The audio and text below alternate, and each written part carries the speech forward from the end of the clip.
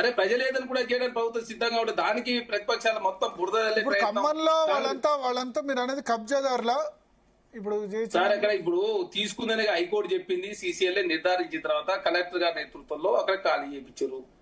దాన్ని కాంగ్రెస్ ప్రభుత్వం మీద అంటగంట చేయాలా, మంత్రుల మీద నిందలేయాలి.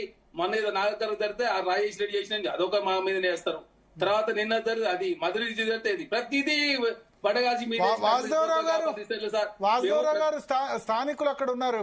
భారతీయ జనతా పార్టీ స్టేట్ సమావేశాలు ప్రారంభం కాబోతున్నాం. మేమేమంటాం అసెంబ్లీలో చర్చ చేద్దాం. ఎందుకు ఇది అఖిలపక్ష సమావేశం అంటారు కదా, అన్ని పార్టీలకు సంబంధించిన సభ్యులు దాని మేము మాట్లాడదామంటే వాళ్ళు బైకాట్ చేసి బీఆర్ పార్టీలు చూద్దాం. ఇప్పుడు ఉంది కదా అసెంబ్లీ సెషన్, అసెంబ్లీ చర్చల్లో అసలు తెలంగాణ రాష్ట్రం అదే మల్లన్న సాగర్ భూ నిర్వాసులు మీరెంత పరిహారం ఇచ్చారు, మా రేవంత్ రెడ్డి గారు ఇప్పుడు ముఖ్యమంత్రి కూడా ఎమ్మెల్యేగా ఉన్న కొడంగల్ ఎంత పరిహారం ఇచ్చే ప్రభుత్వం చర్చ చేయడానికి సిద్ధంగా ఉంది.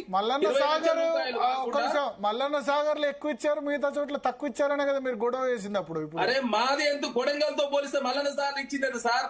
ఇప్పుడు చెక్ చేసుకోండి. ఏమైందంటే బడితే ఉన్నవాడు అదనట్టు ముఖ్యమంత్రుల కాన్స్టిట్యున్సీలకే ఎక్కువ ఇచ్చుకుంటారు.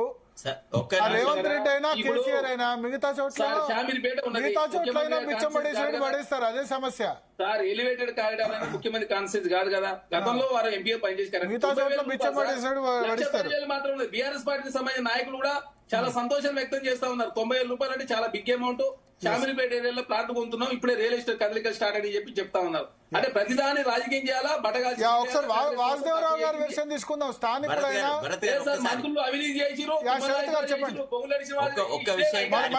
మళ్ళీ వస్తా చరణ్ కౌశిక్ గారు చెప్పండి. ఒక్కటే నిమిషం. ఇప్పుడు సార్ ఒక విషయము, ధనవంతులకి ప్రభుత్వ భూములు రెగ్యులరైజ్ చేసేటప్పుడేమో చాలా ఉదార స్వభావం ఉంటది.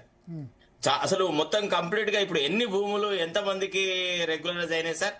ఇప్పుడు ఫర్ ఎగ్జాంపుల్ సుప్రీంకోర్టు జడ్జిమెంట్ వచ్చినాక కూడా అయ్యప్ప సొసైటీ లోపల విచ్చలవిడి కన్స్ట్రక్షన్స్ రేవంత్ రెడ్డి ఫ్యామిలీ వాళ్ళు కొనసాగిస్తున్నారా లేదా? ఇక్కడ ప్రతి వాడు చరణ్ కౌశిక్ నువ్వు రా ఇక్కడికి చూపెడతా. పర్మిషన్ ఇచ్చారు ఎవరన్నా? మీరు ఒక పర్మిషన్ చూపించండి.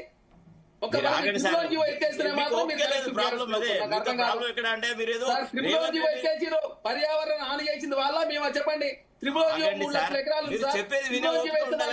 కరెక్ట్ చేసిండు, మేము చేసినాం ఏమన్నా?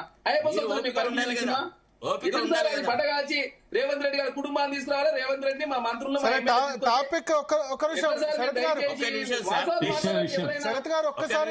ఒక్కసారి వాసుదేవ రెడ్డి ఇప్పుడు అది కదండి. కేశవరావు కుటుంబానికి రెగ్యులరైజేషన్ చేసింది హైకోర్టులో కేసు ఉంది. కేశవరావు ఎందుకు పార్టీ మార్చినాడు సార్?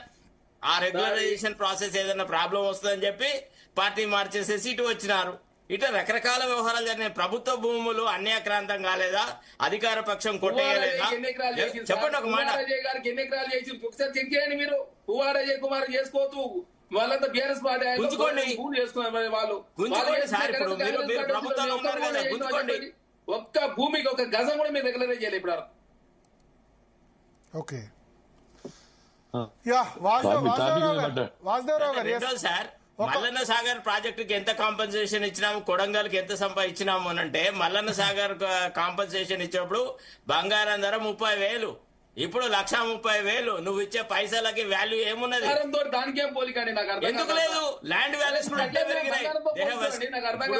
ల్యాండ్ వాల్యూస్ స్కైరాకెట్ ఉన్నాయి. 2013 ల్యాండ్ అక్విజిషన్ యాక్ట్ ఉన్నది. ఇష్టం వచ్చేది ఇస్తాను వీలుంటుందా సార్?